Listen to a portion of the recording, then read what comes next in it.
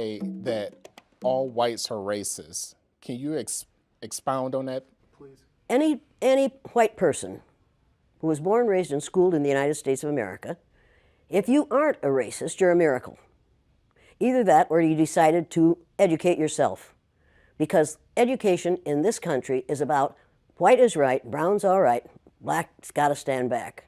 Yellow's mellow, but whites, we educate in a way that says that white males have done all the adventures, have made all the adventures, have done all the discovering, have made all, everything that is good and has been accomplished according to social studies, which is actually anti-social studies, by white males. It's a lie. But we do that in order to maintain the myth of white superiority. The myth of race has to be maintained at all costs in this country. Because if white people have to give up the color of their skin as being something that makes them perfect, what do they have left? If we start teaching the truth about history, if we start teaching about Nile Valley contributions to civilization, it will totally change the way we conduct ourselves in the classroom. It will have to. Columbus didn't discover America. You can't discover a place where people are already living. But we celebrate that every October. It's a lie. We need to get over, we need to stop telling the myths and start telling the truth. So when you tell people that they're racist, and it must have some kind of effect, because most people will say, I'm not racist. I'm not a racist. Why, some of my best friends are black. Right. Yeah, and then you say, name one.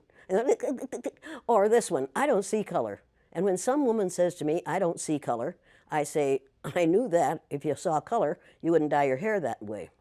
Or I say, if you saw color, you wouldn't wear that shirt with those pants. I believe that you don't see color. It's an attempt to deny skin color. And it's an attempt to deny what's wrong with seeing the color of my skin. Is it all right for you to see me kind of pink? That's okay for me. I don't mind.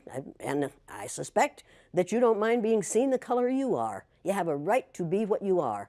And until people in this country and people in this world get it into their heads that the first modern human beings that evolved on this earth were black women. They evolved in sub-Saharan Africa about 280,000 years ago, and every human being on the face of the earth today has the memory of those black women's genetic structure in their genes.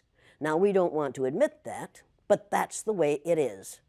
And as people moved farther and farther from the equator, their bodies produced less and less melanin, so their hair, their skin, and their eyes got lighter. As they moved into the east, they ate a lot of fish and a lot of vegetables, so their skin took on a different tone. I found that out when I was raising little kids. My husband worked in a supermarket. He was the head of the produce department.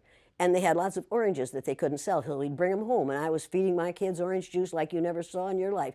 They began to have an orange cast to their skin. I thought they had a liver problem. So I took them to the doctor, and she said, what are you feeding these kids? I said, well, lots of orange juice. She said, stop it if you want them to stop being orange. Now, if you think that skin color isn't anything other than the body's natural reaction to the natural environment, get over it.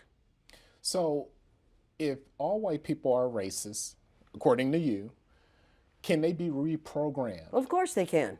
Of course they can. Of How? course they can be. It's called education. I'm an educator. The word educator comes from the root duc dus, which means lead, the prefix e, which means out, the suffix ate, which means the act of, and the suffix or, which means one who does. An educator is one who is engaged in the act of leading people out of ignorance. Wake up, wake up, wake up, wake up.